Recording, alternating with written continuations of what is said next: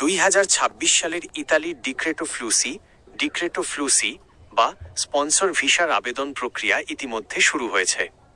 আপনি কোন ক্যাটাগরিতে আবেদন করেছেন তার ওপর ভিত্তি করে নুল্লা ওস্টা বা কাজের অনুমতিপত্র আসার সময় নির্ভর করে।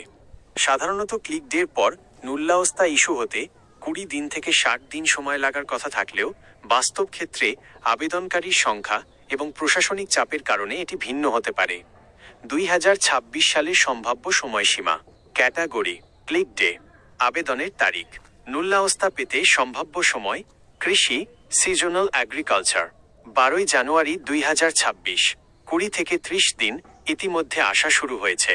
ট্যুরিজম, সিজনাল ট্যুরিজম, 9 ফেব্রুয়ারি 2026, 30 থেকে 45 দিন। নন সিজনাল, 16 ফেব্রুয়ারি 2026, 60 দিন বা তার বেশি।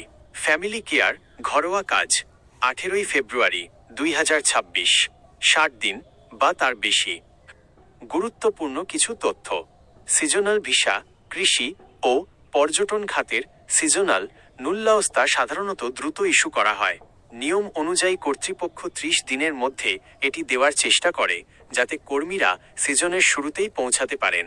নন সিজনাল ভিসা এই ক্যাটাগরিতে যাচাই বাছাই বেশি হয় বলে নুল্লা ওস্তা আসতে 2 থেকে 4 মাস পর্যন্ত সময় লেগে যেতে পারে।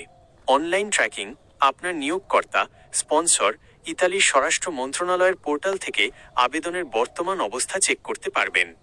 সতর্কতা: নুল্লা ওস্তা আসার পর আপনার হাতে থাকা পাসপোর্ট এবং নুল্লা ওস্তার তথ্য মিলিয়ে দেখবেন। নুল্লা ওস্তা ইস্যু হওয়ার পর থেকে সাধারণত 6 মাস পর্যন্ত এর মেয়াদ থাকে।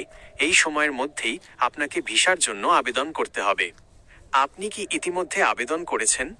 যদি করে থাকেন, আপনার আবেদনের ক্যাটাগরি জানালে আমি আরও সুনির্দিষ্ট তথ্য দিতে পারবো।